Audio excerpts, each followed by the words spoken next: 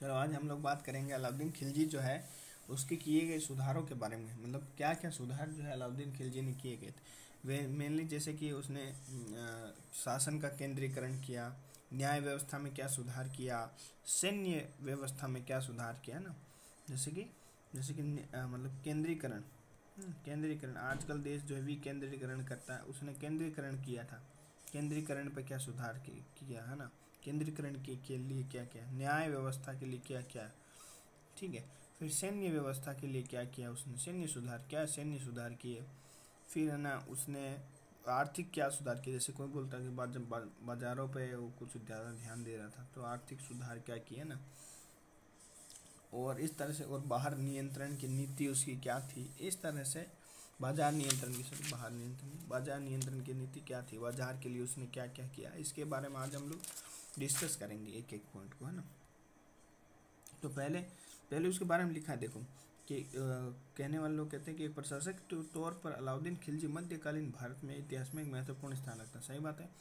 Doctor S के लाल, इसकी लाल किसने की भाई, इसके लाल के अनुसार अलाउद्दीन एक प्रशासकीय प्रयोग करता है। इसके अनुसार ये एक प्रयोग करता है, प्रशासकीय प्रयोग करता है, मतलब बहुत अच्छा इसने प्रयोग किया।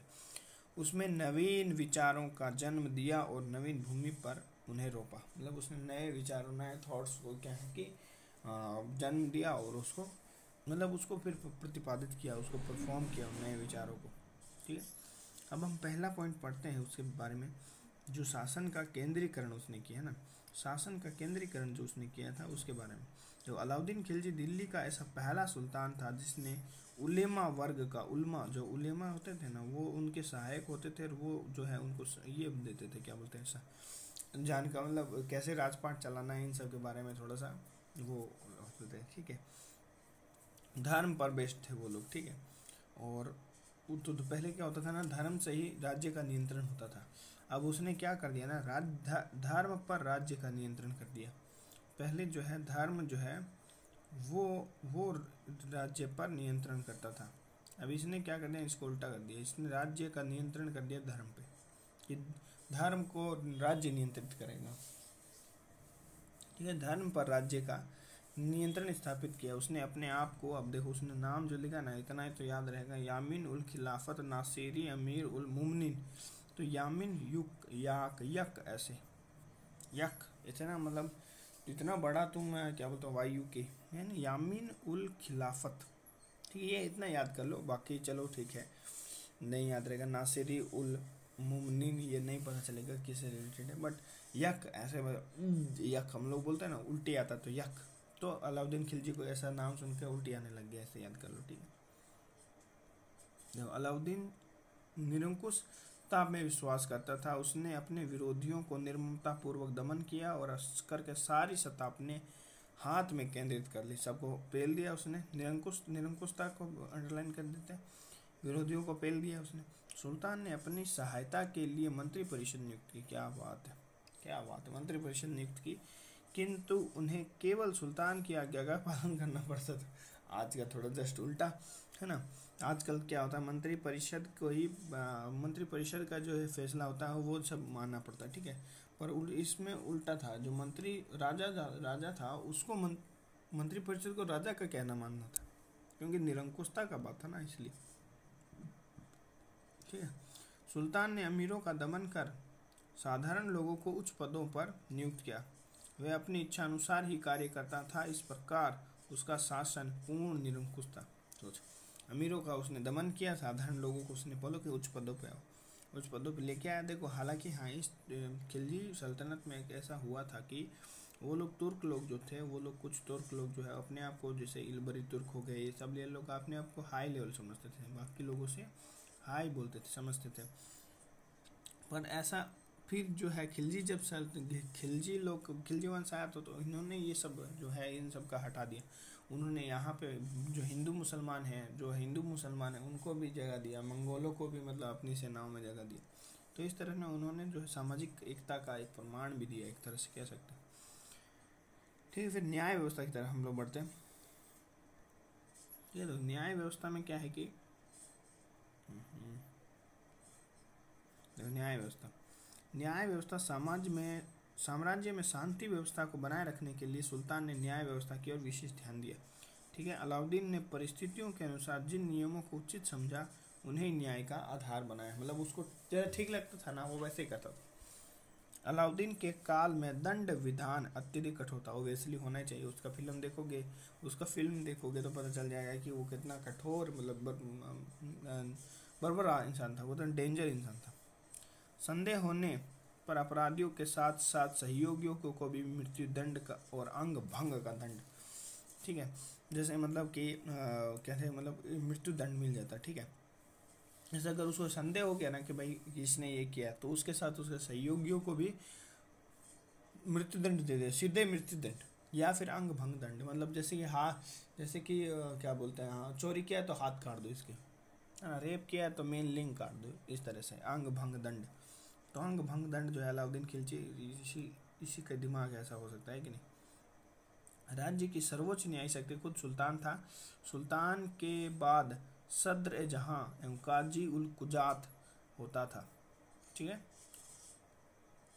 सद्र जहां बोले सर्दी लगेगी जहां पर भी वहां सजा देंगे, सद्र जहां से याद कर लो। ठीक है, सद्र जहां। ठीक है, और काजी उल कुजात मतलब काजी लोग जो अभी खुजा रहे हैं और वो न्याय में भी न्याय व्यवस्था में है, मतलब वो काजी लोग बैठे हैं न्याय व्यवस्था करते हैं वो लोग, पर वो लोग अभी खुजा रहे हैं, कुजात। ठीक, कुजात ऐसे सद्र है जहाँ, ठीक है, सर्दी है जहाँ वहाँ पे न्याय व्यवस्था होगी। तो ये न्याय व्यवस्था समझ नायब काजी होता था। अब देखो, सुल्तान की न्याय व्यवस्था का उल्लेख करते हुए ईश्वरी प्रसाद ने लिखा है कि वह भाईचारे अथवा पारस्परिक संबंधों की भी चिंता नहीं करता था।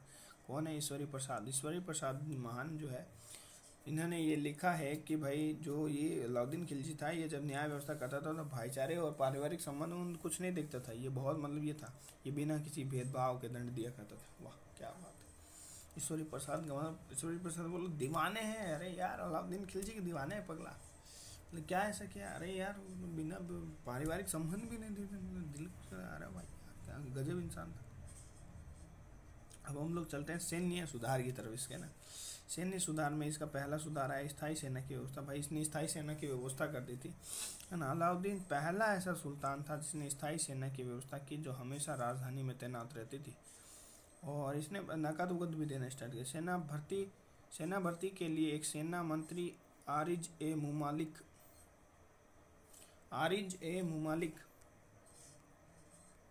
आम, एक जो है सेना भर्ती के लिए सेना मंत्री, यानी वो सेना मंत्री आम खाता था और आरिज खाता था, आरिज ए मुमलिक। ठीक है, आरिज जो एक आदमी का नाम है जो सेना में भर्ती हो रहा है, ऐसे करके कुछ याद कर लो ना। आरिज ए मुमलिक नियुक्त था। सैनिक योग्यता के आधार पर भर्ती किए जाते थे, ना कि वंश अथवा जाति के आधार पर। सैनिकों का हुलिया दर्ज किया जाता था, ये ध्यान रखना है। शकल जो है ऐसे मान लो ये पोपट वाली शकल है तो ऐसे पोपट वाला मान लो, ये पोपट वाली लड़की है तो ये शकल है तो इसे हुलिया दर्ज करते थे, पता चल जाएगी बाद में हाँ ये आदमी अपना ही है। ठीक है, ताकि किसी प्रकार की प्रतिनियुक्ति ना हो सके। ठीक है, दीवान या आरिज जो है सैनिकों का हुलिया रखता था। ये दीवाना हो जाता है, शकल देख के कोई आता है ना, शकल देख तेरे चेहरे से दीवाने हो गए ऐसे करके, तो दीवान आरिज का चेहरा देख के जो है, आरिज वाले सैनिक का नाम है, सैनिक वाले को आरिज कहता है। तो दीवान आरिज का शकल देख के मतलब दीवाना, बोला क्या खूबसूरती आरिज का, तो ये दीवाना हो गया। तो ये याद रखना, शकल हुलिया उतारने के लिए सब ये वाला पद था। ठीक है, अब इसने और ख़ास क्या किया था ना कि नकद व्यवस्था, अलाउद्दीन सैनिकों की नकद वेतन व्यवस्था इसने स्टार्ट किया। अलाउद्दीन ने से पूर्व सैनिकों को जागीर देने की प्रथा थी, मतलब जमीन उमीन देते थे। अलाउद्दीन ने इस प्रथा को समाप्त कर दिया और राजकोष से नगद वेतन उन्होंने सैनिकों को देना। ऐसा माना जाता है कि एक सैनिक को 234 टका 234 याद कर सो टका प्रति वर्ष, एक अतिरिक्त घोड़ा रखने पर 78 टका वार्षिक मिलते थे। ठीक है, एक घोड़ा रखने वाले सैनिकों को एक अस्पा, 2 घोड़ा रखने वाले को 2 अस्पा, अस्पा मतलब घोड़ा हो गया ना, अश्व अश्पा, पहले अस्पा बोलते थे। घोड़े, सैनिकों को घोड़े, हथियार तथा अन्य सामग्री राज्य की ओर से मिलते, ऑब्वियसली वो तो राज्य की ओर से मिलेगी, उन लोग को थोड़ी बनाएंगे। ठीक है। घोड़ों की दागने की प्रथा, ये वाला बहुत फेमस है ना, घोड़ों को दागने की प्रथा ना। दो घोड़ों को दागने का मतलब ये है कि जैसे ये घोड़ा है ना, इसे बना देते हैं, चलो कोई दिक्कत, जैसे भी बनेगा कोई दिक्कत नहीं है क्या। ये घोड़ा है अपना, घोड़ा भाई, ये घोड़ा भाई। घोड़ा दागने मतलब जैसे कोई खराब घोड़ा है तो उसको क्या कर देते, ऐसे स्टाफ लगा देते थे हार्ड वाला एकदम, तो उसी को बोल देते हैं ना। ठप्पा जैसा होता है ना गर्म, उसको ठंडा या गर्म, जैसे कि ब्रांडिंग, उसको देखा, ब्रांडिंग सुना होगा किसी ने अगर जानवरों में किया जाता ब्रांडिंग, ब्रांडिंग। ठीक है। ब्रांडिंग में क्या होता है ना कि कोई ठोस धातु या कोई चीज़ लेके ना उसको ऐसे ठप्पा मार देते हैं, तो उसको दाग देते हैं, तो उससे पता चल जाता है कि ये जो घोड़ा है पुराना है या सही नहीं है, इसी आधार पर किया जाता है। ठीक है। तो उसको बोलते हैं घोड़े को दागने की प्रथा।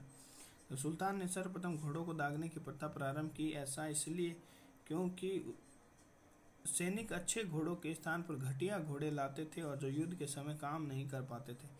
इस दोष को दूर करने के लिए सैनिक जो है बहुत हरामी होते हैं ना, वो लोग भी तो सस्ते वाले घोड़े सब लेके आ जाते थे, तो ये भी इसने बोला कि घटिया घोड़े बाद में वो काम नहीं आते थे। भाई युद्ध से समय कमज़ोर कोई विद्यार्थी होगा, मतलब कमज़ोर कोई घोड़ा होगा तो कैसे लड़ेगा, कैसे जीते। तो इस दोष को दूर करने के लिए उसने इस प्रथा का प्रचलन किया। इसके अतिरिक्त गुप्तचर व्यवस्था को भी उसने मजबूत किया, ये ध्यान रखना ना, क्योंकि देखो भाई उसको तो जरूरत है गुप्तचर, क्योंकि उसका तो बहुत ज़्यादा बेरी होगा लोग। और डाक, क्या बात है, डाक चौकियों का निर्माण करवाया, क्या बात है, अंग्रेजों के जैसा एकदम है कि डाकिया डाक लाया, डाकिया डाक लाया। अपने सैन्य सुधारों की वजह से ही वह सैन्य अभियानों में सफल रहा, मतलब इसने इतना दिमाग लगाया तभी तो ऐसा हुआ है कि नहीं। फिर हम लोग बात करते हैं इसके आर्थिक सुधारों के बारे में ना। आर्थिक सुधारों में व्यक्तिगत संपत्ति एवं जागीरों की जब्ती कर ली इसने ना, पहले बता दिया था। अलाउद्दीन खिलजी का मानना था कि अधिक धन के संग्रह, अधिक इसको मानता है कि जो जिसके पास ज़्यादा धन संग्रह होगा ना वो ज़्यादा विरोध करेगा, ज़्यादा बकचोदी करेगा, ज़्यादा बोलेगा, तो जितना पास भी सबके पास जब्त कर लो है ना, जो एक्स्ट्रा जिसके पास। तो लोगों का विद्रोह करने की भावना, ये बोलता है कि अलाउद्दीन खिलजी का मानना था कि अधिक धन के संग्रहण के कारण लोगों में विद्रोह की भावना पनपती है। उससे उन सभी व्यक्तियों से भूमि छीन ली जिसमें जिसे वह मिल्क यानी राज्य द्वारा प्रदत्त संपत्ति, इनाम या इदारत या पेंशन के रूप में उनको मिली थी, है ना। चाहे वो पेंशन के रूप में मिली हो राज्य से या फिर कोई इनाम के रूप में मिली हो, उस भूमि को मिल्क कहते थे, ध्यान रखना, ये बहुत इंपॉर्टेंट है। फिर वक्फ, जैसे लोग होते हैं ना वक्फा पढ़ रहे हैं, वक्फा पढ़ रहे हैं, तो धर्मार्थ, वो धर्म से संबंधित, धर्मार्थ से प्राप्त हुई भूमि आदि के रूप में मिली थी। इससे इससे खालसा भूमि का अतिरिक्त विस्तार हुआ है। खालसा भूमि जो है इसी को बोलते हैं, ये जब्त करके अपने अंदर में ले लेता था, उसी भूमि को खालसा भूमि कहते थे, है ना। उसने क्या किया ना कि भाई जो जैसे किसी को मान लो किसी को जाकर पेंशन में मिली है, किसी को इनाम में मिली है, तो वो सब पैसे को अपने अंडर में मिला लेता था। इसी क्या होगा, खालसा जो भूमि है वो खालसा भूमि जो है उसका तो बढ़ोतरी हुआ, फिर और मिल्क, वक्फ, इन सब जो है भूमियों का घटोतरी हुआ ना। भूमि तो वही था, कोई बस नाम है क्या था। अलाउद्दीन ने पहले से ही प्रचलित जागीर प्रथा का अंत कर दिया, बोल दिया ना उसने। स्वतंत्र अस्तित्व स्थापित करने वाले अमीरों से नकल कसी, अमीरों पर नकल कसी। ठीक है। राज्य की भूमि पर राज्य के नियंत्रण से और राज्य के राजस्व में भी वृद्धि हुई। सही बात है, राज्य की भूमि पर अगर राज्य का नियंत्रण होगा तो ऑब्वियसली जो है राज्य के राजस्व में भी वृद्धि होगी, टैक्स उसको ज़्यादा मिलेगा क्या। अब देखो कर वृद्धि और वसूली में भी कठोरता। अब देखो ये है ना बड़ी हरामी था, जो इसने टैक्स जो लगा दिया साला 50% लगा दिया था, ये सबसे बड़ा मतलब खतरनाक। अलाउद्दीन ने, तुगलक ने भी लगाया था, मोहम्मद बिन तुगलक पर इसने थोड़ा अलग तरीके से लगाया था। ठीक है, पैमाइश पर इसने लगाया था। तो अलाउद्दीन ने करों में अत्यधिक वृद्धि कर दी। हिंदुओं से भूमि कर उपज का, हिंदुओं से ध्यान रखना, हिंदुओं को स्पेशली पे रहा था और 50%, और मुसलमानों के लिए एक चौथाई, आधा। क्या बात है, थोड़ा सा तो रियायत दिया उन्होंने उसको, है कि नहीं, कि चलो हम तो तुम्हारे सगे संबंधित तो नहीं है बट फिर भी है तो मुसलमान ही, तो तुम आधा कर क्या। अलाउद्दीन ने गैर मुसलमानों को 4 प्रकार के कर लगा दिए, 4 प्रकार के मुसलमानों में।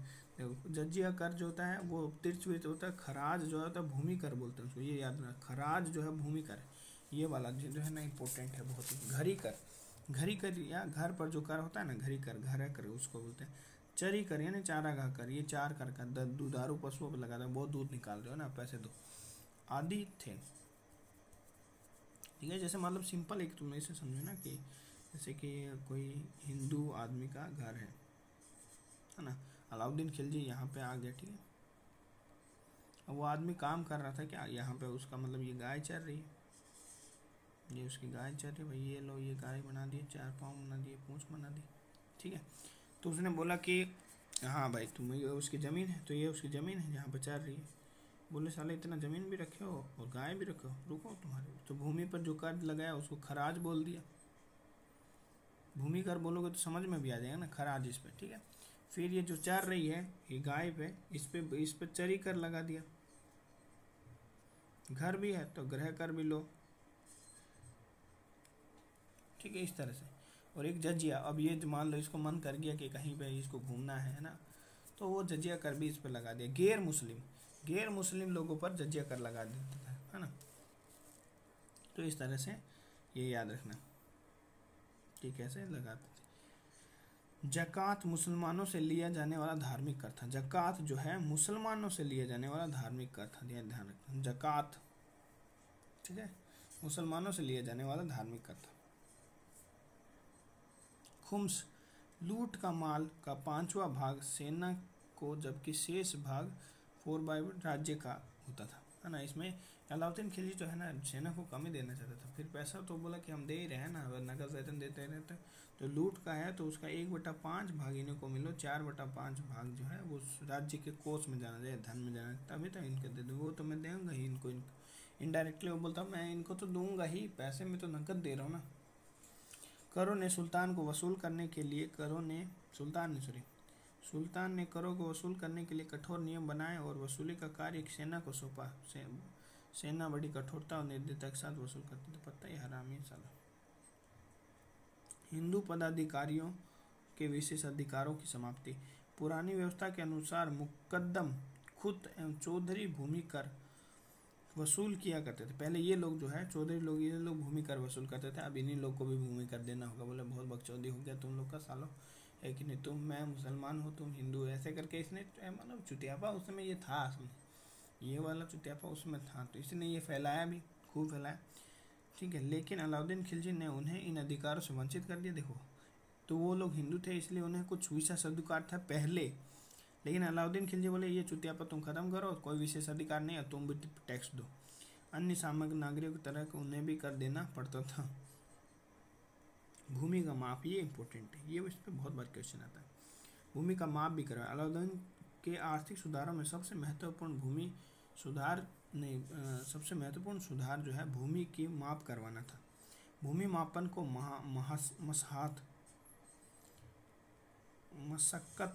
मशक्कत हम लोग कोई चीज़ को बोलते हैं ना, तो ये मशक्कत नहीं बोला, बस उसके आसपास कोई शब्द जोड़ लेके आया, क्या, मसाहत, बोले यार बहुत मसाहत है इसमें, बहुत माथा पच्ची है ना, ये सब हटाओ इसको, मसाहत है, ठीक है। मतलब भूमि का मापन को मसाहत कहा गया। भूमि माप का उद्देश्य यह पता लगाना था कि कितनी भूमि पर कृषि होती है, ठीक है, और राज्य की वास्तविक उपज क्या है, मतलब कितनी भूमि पर रियल में एग्रीकल्चर होता है और वास्तविक में है क्या, जो राज्य की मतलब उपज कितनी है। इस व्यवस्था को लागू करने के लिए उसने योग्य एवं ईमानदार अधिकारी नियुक्त किए और दीवान ए मुस्तखराज विभाग की स्थापना की। क्या बात है, दीवान ए मुस्तखराज, खराज तुमको पता है तो भूमि कर से संबंधित है ना, तो भूमि से संबंधित है। भूमि को मुस्त मतलब हो गया उसको मापने वाला, है ना। बाजार नियंत्रण की नीति इसने अपनाई, ठीक है।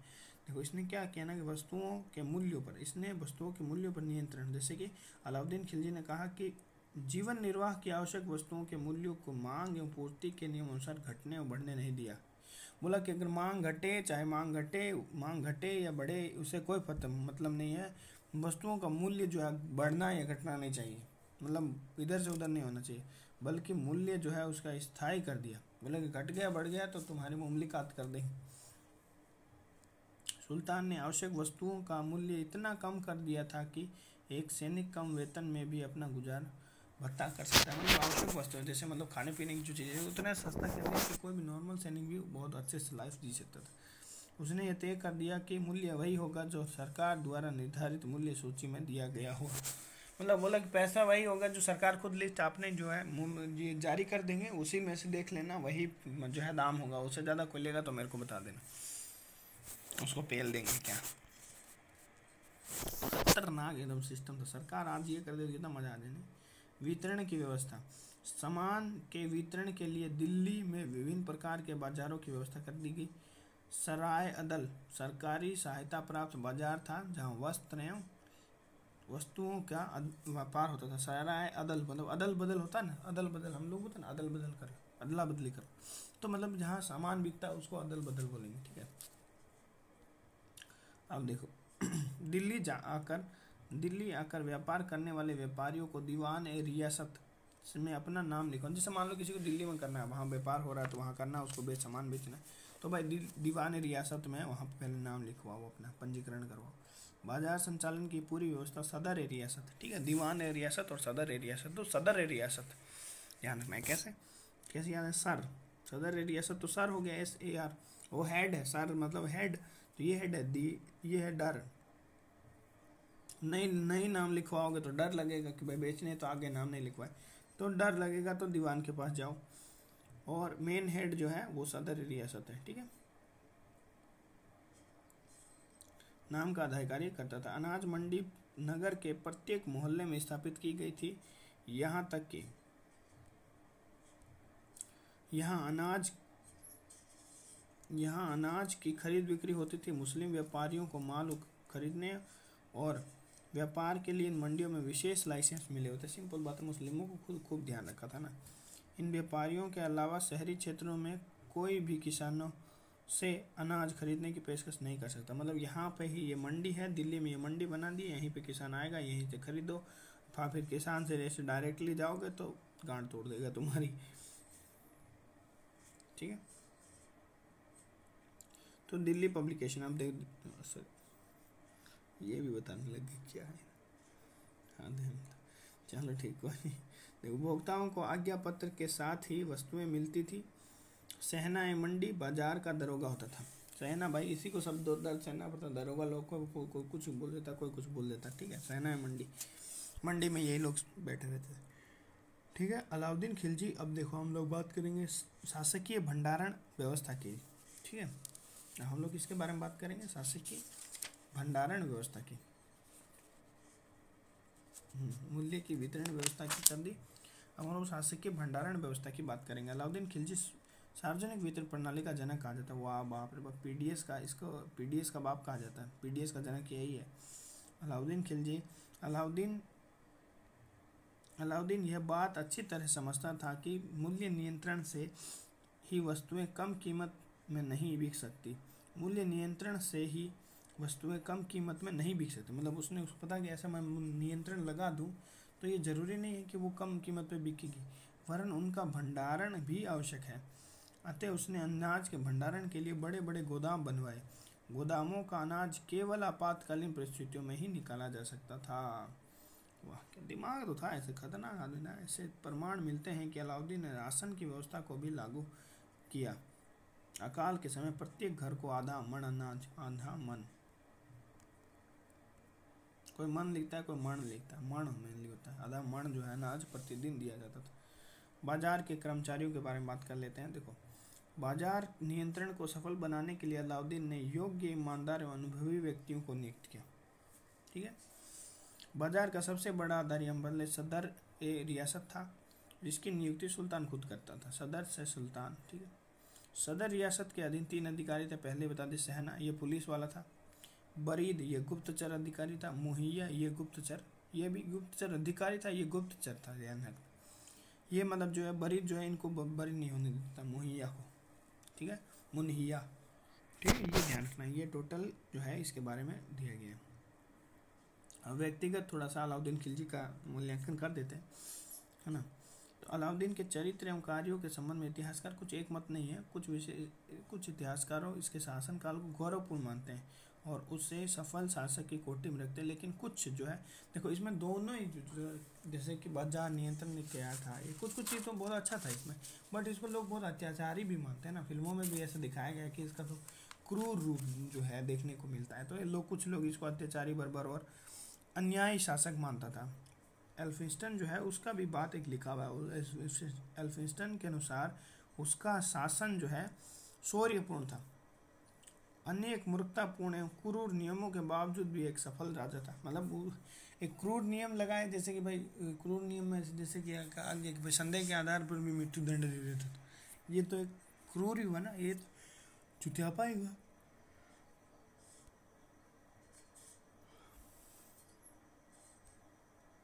है ना, उसके बावजूद भी, सॉरी थोड़ा सा क्या ना कि, है ना, उसके बाद क्रूर नियमों के बावजूद भी वो सफल शासक था। उसने अपनी शक्तियों का प्रयोग उचित रूप से फिर भी उसने किया ना।